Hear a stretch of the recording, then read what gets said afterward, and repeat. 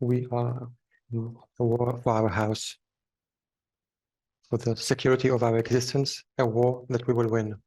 This war was forced upon us by a dreaded enemy. Animals that kill women, children, and old people. The horrors that Hamas has done, we have not seen for many years. Children handcuffed that were executed with the rest of their families.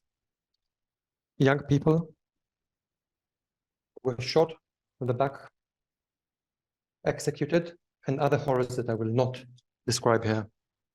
We have always known who the Hamas have been. Now the whole world knows. Hamas is the ISIS, and we will beat it just like the Western world has beaten ISIS. This terrible enemy wanted a war, and it will receive a war. At the beginning of the war, I instructed to do 5 immediate things. The first action was to clear the villages and to stop the entrance of any enemy. These battles are still taking place. Several terrorists are still within us, and our forces are working around the clock to eliminate them. The second action that is currently is to start a massive attack against the Hamas with force that has never seen before. The third action was to fortify the rest of the borders with the north with Hezbollah in Judea and Samaria and inside the country, and to hug our fighters, all the security people that have been working tirelessly in all of these fronts, risking their lives in order to protect the Israeli country. The fourth action was to continue the international support that I started gaining with the start of the war Saturday to help us fight against our enemies. The final action, which for me is the top priority, is to solidify the unity in the country. We are now all united, and when we are united, we will win. The country is united, and now the management needs to unite. I'm calling the opposition leaders to immediately form a national unity government without any, just like happened with Menachem Begin at the start of the Six-Day War. Citizens of Israel, we started, and I emphasize, we just started to hit the Hamas. The images of the Hamas bases in Gaza is just the beginning. We have killed many terrorists, and this is not going to stop. I said that any place from which Hamas operates will turn into rubble. This is already happening today, and it will continue happening even more so. I am on constant communication with President Biden, and I would like to thank him on behalf of all citizens of Israel. The USA supporting Israel in every way, have a plane carrier, biggest in the area, is on its way to this area. And the enemies of Israel understand what that means. I would also like to thank many leaders in the world for their support in Israel.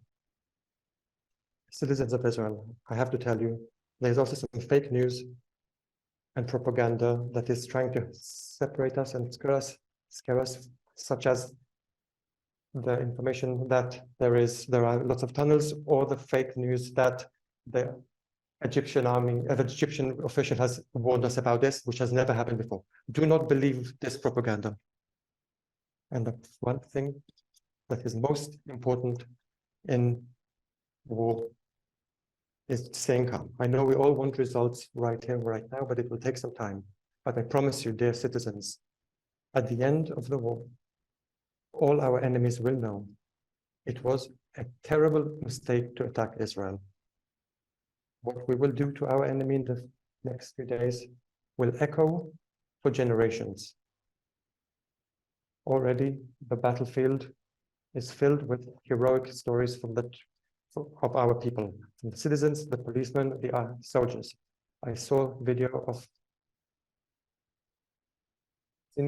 standing with his people after killing the terrorist. This is our spirit, standing strong together.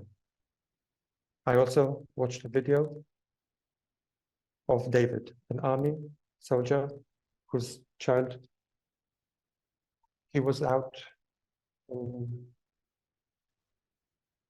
on the field and he saw the ceremony of the Brit on video.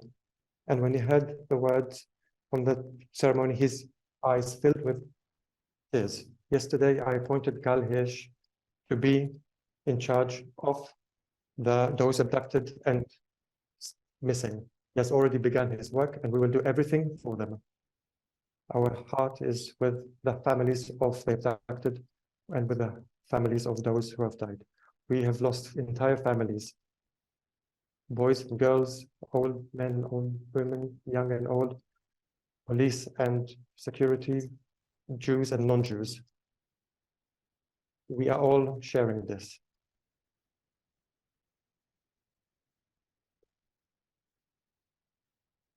This is true and honest thing. This is the deepest thing that connects us together. Together we will overcome and together we will win. Only together. As Prime Minister of Israel, I'm telling you honestly, we are ahead of difficult days. We are hurting for our brothers and sisters who have died, and I insist on winning this battle in order to bring peace to our people and our country. The people of Israel, the country of Israel is a miracle. In the book of Samuel, it says that the vanity of Israel will not lie. And during this journey, we will commit every promise, and this time we will also commit this promise, and the people of Israel will live.